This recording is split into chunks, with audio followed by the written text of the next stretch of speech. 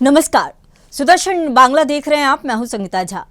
आज बात करेंगे पश्चिम बंगाल में आपको बता दें कि राम मंदिर के नींव की बात कही गई है। इसी को लेकर जो पश्चिम बंगाल की डेमोग्राफी को रोहिंग्या और जो बांग्लादेशी घुसपैठी हैं उन्होंने बदल दिया है। वहां बाबर का जिन कट्टरपंथियों को मुगल काल के सपने दिखा रहा है। हालांकि ये सपने मुंगेरी लाल के हसीन सपने ही कहे जाएंगे, क्योंकि अधर्म का प्रतिकार धर्म से होने की शुरुआत हो चुकी है। पापी और आक्रांता बाबर के नाम पर बन रही मस्जिद के खिलाफ सनातनियों ने मर्यादा पुरुषोत्तम प्रभु श्री राम के मंदिर निर्माण का ऐलान कर दिया है। सनातनी शास्त्रों में वैसे भी कहा गया है, यदा यदा हृधर्मस्य ग्लानि भरवती भारत, यानी कि जब धर्म की हानि होगी तब धर्म स्थापना के लिए कोई ना कोई अवतरित जरूर आएगा। बताया जा सकता है कि श्रीमद् भागवत गीता की ये पंक्तियां अब पश्चिम बंगाल में मूर्त रूप में उतरती दिखाई दे रही है। पावन दिन रामनवमी के अवसर पर इस मंदिर की नींव रखी जाएगी और कहना गलत नहीं होगा कि आतंकवाद, घुसपैठ और चरमपंथ जिहाद से जूझते बंगाली हिंदुओं के लिए मंदिर एक शक्ति केंद्र बनेगा। ये धर्म की जय और अधर्म के नाश का संकेत है। हो सकता है कि राजनीतिक हलकों में इसे ध्रुवीकरण की राजनीति कहा जाए, पर दिन रात हिंदू विरोध में लगे कथित वामपंथी और साथ ही अन्य जो राजनीति नेता हैं, कोई नई बात नहीं होगी। बंगाल का हिंदू समाज सनातन धर्म के उदय की प्रतीक्षा कर रहा है। आशा है कि मंदिर की नींव रखे जाने के साथ ही बंगाल में बाबर नाम का मुगल आक्रांता की जड़ें उखाड़ने की शुरुआत भी हो जाएगी। सुदर्शन न्यूज और हमारे प्रधान संपादक धर्मयोद्धा डॉक्टर सुरेश चौहान के जी, जो कि संकट काल में घिरे बंगाली हिंदुओं के साथ लगातार खड़े रहे हैं, हम भी उन्हीं के साथ आगे खड़े रहने का संकल्प मजबूती से दोहराते हैं। और सारांश ये हम कह सकते हैं कि जिस बंगाल को इस्लामी कट्टरपंथी ग्रेटर बांग्लादेश बनाने की साजिश कर रहे हैं, वहां देर सवेर ही सही राम राज्य जरूर आएगा। इसी पर करेंगे चर्चा। मेरे साथ जुड़ेंगे विश्वनाथ मिश्रा, जुड़ेंगे राजनीतिक विश्लेषक हैं, साथ ही विभास सिंह जुड़ेंगे, दिलीप सिंह जुड़ेंगे, बीजेपी से नेता है, विभास सिंह टीएमसी से नेता है, सभी जुड़ेंगे।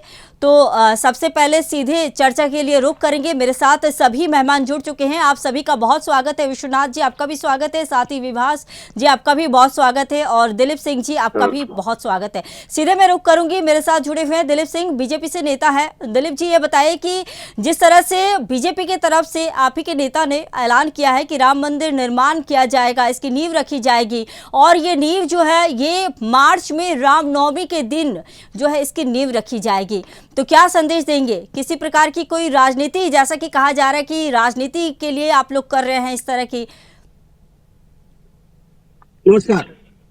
देखिए, अगर राजनीति का शब्द दिया जा रहा है किसी की धर्म के ऊपर, मुझे नहीं लगता कि ऐसा सोचना चाहिए जी। आज 500 साल से जो चीज राम मंदिर को जिस तरह से पेंडिंग रखा गया था, ये हमारे भारत की जितनी जनता है, भारत के एक एक इंसान ने इस राम मंदिर का इंतजार किया, जो कि माननीय प्रधानमंत्री नरेंद्र मोदी जी के नेतृत्व में संपूर्ण हुआ।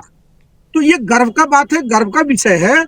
रह गया हमारे बंगाल की बात, तो बंगाल की स्थिति ऐसी है कि अगर इसको बांग्ला देश बनाने का प्रयास किया जा रहा है तो हिंदू को जागरूक होना चाहिए। राजनीति तो यहाँ पे बंगाल की जो तृणमूल पार्टी है वो करना चाह रही है, बंगाल की जनता या यहाँ का हिंदू तो राजनीति नहीं करना चाहता, लेकिन हम अपने धर्म के लिए अगर एक बंगाल में भी राम मंदिर का शिलान्यास करने का हम लोग प्रयास कर रहे हैं या मन में उम्मीद जागी है, तो बड़े गर्व की विषय है, ये होना चाहिए। अगर हिंदुस्तान में भी अगर हिंदू अपने धर्म को पूरा नहीं कर सके या अपने धर्म पे विचार नहीं कर सके, तो फिर कहाँ जाएगा इस पे विचार करने के लिए? अपने मन की बातें, अपने आस्था को फिर कहाँ दिखाएगा? रह गया बात कि बंगाल का जो स्थिति अब परिस्थिति वर्तमान में है, आप लोग अच्छी तरह से देख रहे हैं, पूरे देश को नेशनल टीवी में भी अच्छी तरह से चलाया गया, लोगों ने देखा। कबीर हुमायूं ने जिस तरह से 6 तारीख को बाबरी मस्जिद का शिलान्यास करने का हुंकार भरा, तो हम लोग ये बोलना चाहते हैं कि बंगाल में व पूरे देश में मंदिर के साथ साथ मस्जिद भी बन रहा है, किसी को कोई आपत्ति नहीं है, बननी भी चाहिए। भाई आज मुस्लिम लोग का अगर उनका धर्म है कि उनको मस्जिद बनना चाहिए तो बिल्कुल बननी चाहिए, लेकिन रह गई बाबरी मस्जिद, तो यहाँ पे विरोध है बाबर का। बाबर है कौन? बाबर ने एक क्रूर शासक था, वो एक ऐसा शासक था जिन्होंने कि भारत में आने के बाद सिर्फ मंदिरों को उन्होंने तोड़ा, यहाँ के संस्कृति को खत्म करने का प्रयास किया, तो जी आज रामराज का दिन मोदी जी के नेतृत्व में आया है, तो यहाँ के संस्कृति को और अच्छा करना चाहिए। सनातनी जिस तरह से आगे बढ़ चढ़ के आ रहे हैं, मुझे मानना चाहिए, मैं भी मानता हूँ इस चीज को कि हर ठीक घर है, में गीता पाठ सभी होना को आगे चाहिए। आना चाहिए, सनातनियों को आगे आना चाहिए। दिलीप सिंह, बिल्कुल। दिलीप जी आपके पास आऊंगी, मैं सीधे इस पर प्रतिक्रिया ले लेती हूँ। विभास जी मेरे साथ जुड़े हुए हैं, टीएमसी से नेता है। विभास जी बताइए कि राम मंदिर के मामले में आपकी पार्टी का क्या रुख है? आप लोग आगे बढ़कर आएंगे? 1 रुपए का चंदा भी लिया जा रहा है राम मंदिर की नींव रखने के लिए, और देखिए रामनवमी के शुभ दिन पर, यानी कि पावन दिन पर इसकी नींव की जो तारीख है वो रखी गई है। जी नमस्कार। पहले तो बता दें कि हम लोग धर्म के साथ साथ कर्म की भी राजनीति करते हैं। बीजेपी की तरफ सिर्फ हिंदू मुस्लिम की राजनीति धर्म के ऊपर, हम लोगों को धर्म को हम लोग हिंदू जी सर्टिफिकेट नहीं चाहिए। जी हाल ही में ममता बनर्जी ने गंगा गंगा सागर मेले के लिए 1700 करोड़ का हम्म पैकेज दिया है। हम्म सभी सभी राज्यों से वहां लोग बड़ी बड़ी संख्या में आते हैं। ये सिर्फ और सिर्फ हमारी बंगाल की सरकार जितना धर्म के साथ साथ और कर्म भी करती है। इन लोगों जी की तरफ से वोट के लिए, जब वोट इस साल है विधानसभा का, तो इन लोगों को नए नए नए पाखंड, नए नए चीजें अभी उभर के आएंगी, जिससे दंगा फसाद ये हो कि, परंतु अदर्स स्टेट से लेकर हमारे स्टेट में बिहार को ले लीजिए, किसी और स्टेट को ले लीजिए, हमारी जनता बहुत जागरूक है। हम्म वो इन पाखंडियों को, और जो पाखंड है, जो धर्म की राजनीति करते हैं, जो सांप्रदायिकता फैलाते हैं, उनको कभी भी यहाँ पे बढ़ावा नहीं मिलता है। हम लोग सभी धर्मों को लेकर, सभी धर्मों को साथ में लेकर सभी को उन्नति के पथ पे चलने का काम करते हैं। और हमारी नेत्री ममता बनर्जी का भी यही मोटो है कि सभी को बिल्कुल, लेकर सभी चलना। धर्मों को लेकर विभास जी से चलना बहुत अच्छी बात है, लेकिन क्या आप इसके जी खिलाफ नहीं है कि बाबर के नाम का इस्तेमाल अब नहीं होना चाहिए देश में छोड़िए, पश्चिम बंगाल में भी नहीं होना चाहिए था बाबर के नाम का इस्तेमाल। बाबर के नाम पर मस्जिद नहीं बननी चाहिए थी, क्या इसके खिलाफ आप नहीं तो है? ये तो पार्टी के ऊपरी नेतृत्व का बात है। हम लोगों जी से बहुत ऊपर लेवल पर पार्टी उनको सस्पेंड कर चुकी है पहले ही। जी और रही बात बाबर की, तो सेंट्रल गवर्नमेंट में भी अन्य स्टेट भी हैं जहां हम्म बाबर, शाहजहां, हुमायूं हम्म सभी के नाम पे सारे स्मृतियां हैं। सभी को अगर मिटाएगा तो कुछ बचेगा ही, सांस्कृतिक धरोहर, ऐतिहासिक धरोहर ही मिट जाएगी सारी। यह भी तो बात ठीक है ना। ठीक है, इसी को ठीक है। लेकर विभास जी आपके पास हम लोग आती हूँ, मेरे साथ विश्वनाथ जी मिश्रा जी जुड़े हुए हैं, राजनीतिक विश्लेषक हैं। विश्वनाथ जी बताइए कि पश्चिम बंगाल में जिस तरह से बाबरी मस्जिद के निर्माण की जो उसकी नींव रखी गई थी, शिलान्यास की गई, उसके बाद देखिए पश्चिम बंगाल में राम मंदिर निर्माण को लेकर जो है राजनीतिक और सामाजिक अगर हम बात करें तो इस चीज को आप किस तरह से आंक रहे हैं, कैसे देख रहे हैं? एक राम राज्य की शुरुआत जो है वो पश्चिम बंगाल में करने की जो बात कही गई है, और कहा जा रहा है कि इसकी नींव रामनवमी के दिन रखी जाएगी। रामनवमी बहुत ही संवेदनशील होता है पश्चिम बंगाल में, जैसा कि आपको भी पता ही होगा कि रामनवमी के दिन कई बार हमने देखा है कि हिंसा की घटनाएं पश्चिम बंगाल से खासकर सबसे ज्यादा सामने आई हैं। धन्यवाद संगीता जी। देखिए विश्वनाथ जी थोड़ा सा तेज बोलिए विश्वनाथ जी, आपकी आवाज नहीं आ रही है। मेरी आवाज अब आ रही है? जी जी अब आ रही है, बोलिए। पश्चिम बंगाल बहुत सेंसिटिव राज्य है। इसको जी सेंसिटिव किसने बना दिया? ये आप देखिए कि वेस्ट बंगाल में जब से टीएमसी का राज्य आया है, उससे पहले लेफ्ट का राज्य था, इन्होंने पूरी पश्चिम बंगाल की जो हिंदू निष्ठ, बंगालियों से ज्यादा हिंदू निष्ठ कम लोग जाने जाते थे। जितने धर्म के प्रति आसक्ति पश्चिम बंगाल में थी, वो कहीं देश के अन्य स्थानों में कम दिखती थी। मतलब अपने धर्म के प्रति आसक्ति, अपने धर्म के प्रति निष्ठा वो बहुत अच्छी थी, और जो हिंदू थे वहां के वो इसके लिए जाने जाते थे। लेकिन इन दो रेजिम्स ने हिंदुओं को दोयम दर्जे का नागरिक बनाकर छोड़ दिया। ये बड़ा अफसोस की बात थी। आज की स्थिति ये है, पिछले विधानसभा चुनाव के बाद आपने देखा होगा ढेर सारे हिंदुओं को ऐसी स्थिति थी कि वो अपने घर में रहने की स्थिति नहीं थी। महिलाओं का रेप हुआ, क्या क्या हुआ, किस तरीके की घटनाएं, किस तरह की खबरें आई, और राज्य सरकार के होते हुए अगर इस तरीके का लॉ एंड ऑर्डर की स्थिति हो धार्मिक आधार पर डिवीजन के बाद, तो मुझे लगता है ये अफसोसनाक है। ये राज्य सरकारों की जिम्मेदारी होती है। अभी हमने तथा कथित बाबरी मस्जिद के शिलान्यास की बात घटना हुई, ये ऐसा बहुत क्लैरिटी के साथ लग रहा था कि राज्य सरकार कोई चाहे और उसके बाद अगर कोई एक व्यक्ति, कोई एक पूर्व विधायक पार्टी का आए और हजारों लाखों लोगों को इकट्ठा करके और वहां पर एक किसी मस्जिद की नींव रख ले, यानी अगर जिसको ये कहते हैं कि वो लॉ एंड ऑर्डर इशू कर रहा था, खराब करने की कोशिश कर रहा था, किसकी हैसियत है? उत्तर प्रदेश में करके देखे ना। मैं तो कहता हूं, एक ईंटा कहीं रख करके देखो, अगर तुम्हें लॉ एंड ऑर्डर खराब करने की नीयत से करना है तो देखो क्या होता है। आप देखिए ना, लंगड़ाते हुए कैसे नजर आते हैं। ये सामर्थ्य होती है शासक की। ये सच बात ये है कि ममता बनर्जी भी नहीं चाहती थी कि वो उस कथित बाबरी मस्जिद की नींव पड़े, वो डिवीजन हो, उनको वो मुस्लिम वोट मिले, उनको लगे कि ये मुसलमानों को लगे कि ममता दीदी हमारी खास है, हमारा ध्यान रख रही हैं, हमारे धर्म के लिए काम कर रही हैं। इसलिए ममता दीदी ने उसको अलाउ किया, सरकार ने कोई विरोध नहीं किया। अन्यथा आप एक व्यक्ति को 10 मिनट लगता है आदेश देने में और सारी चीजें बिल्कुल रेक्टिफाई हो जाती हैं। मुझे लगता है कि जिस तरीके से बांग्लादेश में अगर हिंदू धर्म के पुनरुद्धार के लिए, हिंदुओं को अपनी खोई हुई अस्मिता को पुनः पाने के लिए अगर कोई प्रयास हो रहा है, मुझे लगता है इसमें कोई बुराई नहीं। ये बहुत अच्छा कदम है, श्रेष्ठ कदम है।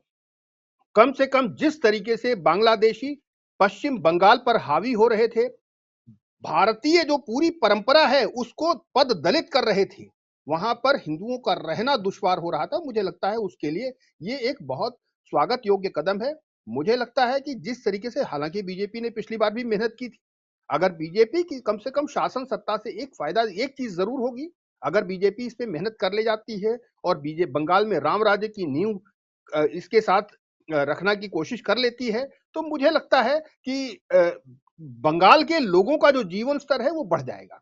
मुझे एक अमित शाह का एक बयान याद आता है, अध्यक्ष के रूप में उन्होंने एक बयान दिया था कि बीजेपी का उत्कर्ष तब होगा जब पश्चिम बंगाल और तमिलनाडु में बीजेपी अपना मुख्यमंत्री बना सके। ये एक बहुत बड़ा विषय था, छोटी बात नहीं, बहुत दूरदृष्टि की बात कही थी अमित शाह जी ने। मुझे लगता है वो समय आ गया है। बीजेपी इसके लिए बहुत मेहनत कर रही है। पार्टी के राष्ट्रीय महासचिव सुनील बंसल पिछले 3 वर्षों से वहां भरपूर कार्य कर रहे हैं और पार्टी का संगठन मजबूत कर रहे हैं। निश्चित रूप से पार्टी कार्यकर्ताओं को वहां बहुत कुछ झेलना पड़ा। पार्टी ने वहां पर चुनाव प्रबंधन की और जिम्मेदारी बीजेपी ली। की तरफ से मुख्यमंत्री आए। मैं सीधे रुख करूंगी दिलीप जी के पास। दिलीप जी, जैसा कि आप पर आरोप लग रहे हैं कि आप ये मंदिर निर्माण के कार्य जो कर रहे हैं, ये आने वाले समय में जो 2026 में चुनाव होने हैं, इसी को देखते हुए कर रहे हैं, यानी कि आप पर सीधे सीधे टीएमसी की तरफ से आरोप लगाया जा रहा है कि आप लोग धर्म की राजनीति करते हैं। क्या कहेंगे? अभी आपने सुना तृणमूल के हमारे जो विभास भाई बैठे हैं, मैं उनसे एक क्वेश्चन करना चाहता हूं, एक प्रश्न रख रहा हूं। इन्होंने बोला 1700 करोड़ रुपया गंगा सागर के लिए ममता बनर्जी ने रखा हुआ है, कितना रुपया खर्च होगा। पहले तो मैं ये बता दूं, ये 1700 करोड़ रुपए का जो नाम आया सामने, इसमें से 7 करोड़ भी खर्च होने वाला नहीं है। ये टोटल का टोटल तृणमूल के नेताओं के पॉकेट में जाएगा। नंबर 2, इन्होंने बोला कि राजनीति बीजेपी करती है, तृणमूल नहीं करती है। इनसे पूछिए कि जब यहाँ पे एक दुर्गा मंदिर का, दुर्गा पंडाल का, दुर्गा माँ का उद्घाटन करने के लिए ममता बनर्जी जी गई हैं, तो हिजाब उनको क्यों पहनना पड़ा? ये उनको जवाब देना चाहिए। एक हिंदू महिला होकर के, हिंदू मुख्यमंत्री होकर के, ये हिंदू का दुर्गा पूजा उद्घाटन करने लगे, इनको हिजाब क्यों पहनना पड़ा? नंबर 2, आज ये बोल रहे हैं कि हम लोग ऐसे नहीं करते, तो आज इतना बड़ा 5 लाख कंठ गीता पाठ हुआ है बंगाल में, जिसमें 7 लाख पब्लिक का जन सैलाब था।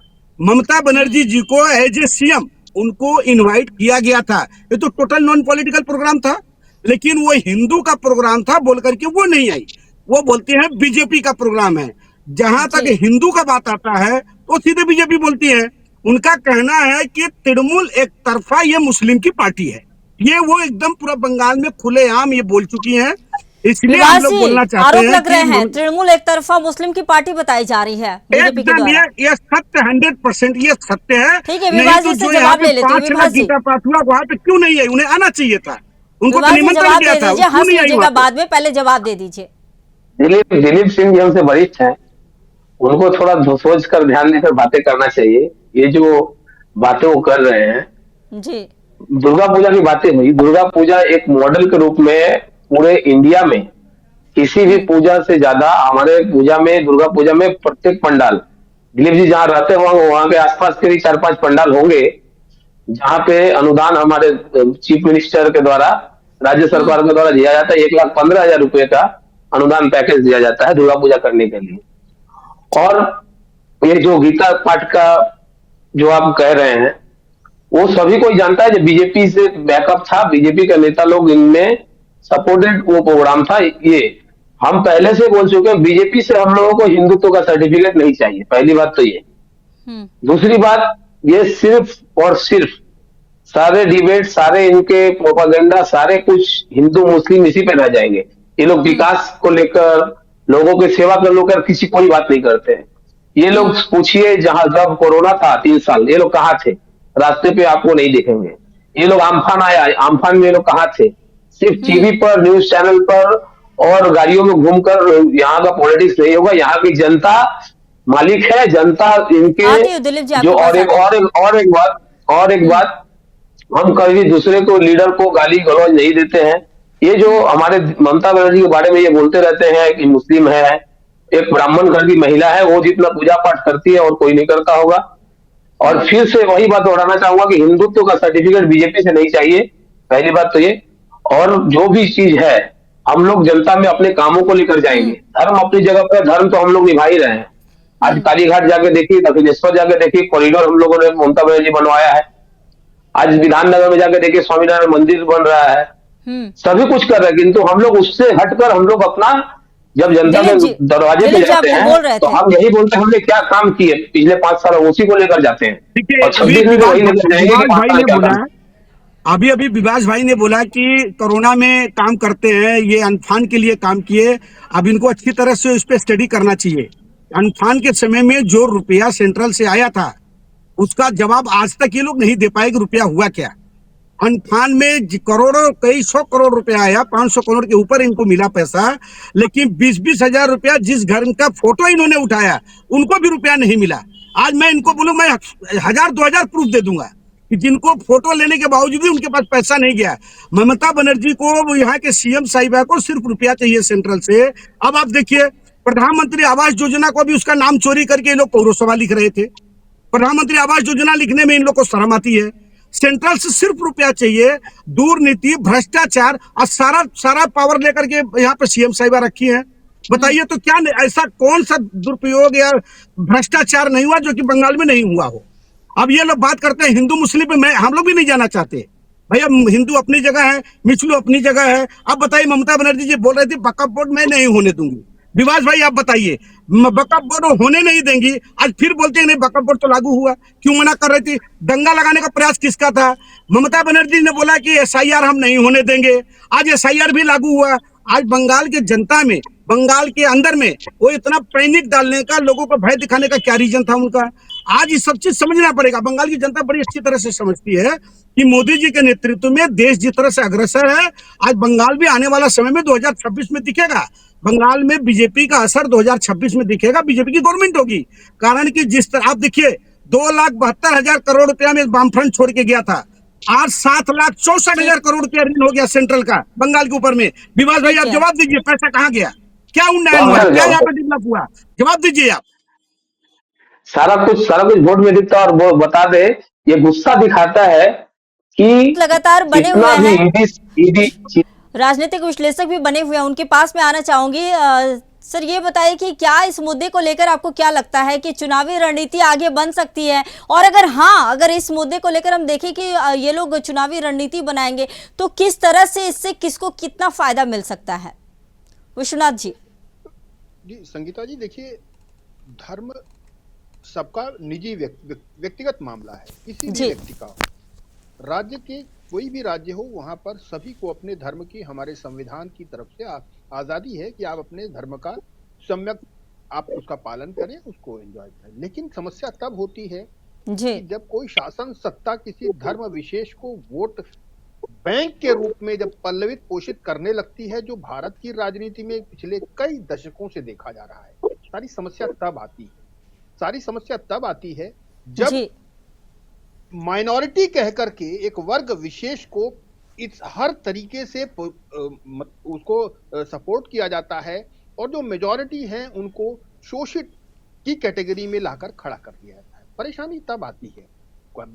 पश्चिम बंगाल हिंदू बाहुल्य राज्य था, आज इतने कई जिले हैं वहां पर जहां पर, या बॉर्डर एरिया, तो स्पेशली जो पश्चिम बंगाल का जो बॉर्डर एरिया है, जी। जो बांग्लादेश से मिलता है, वहां पे ढेर सारे इलाके हैं जो मुस्लिम बाहुल्य हो चुके हैं। क्यों हो गए हैं?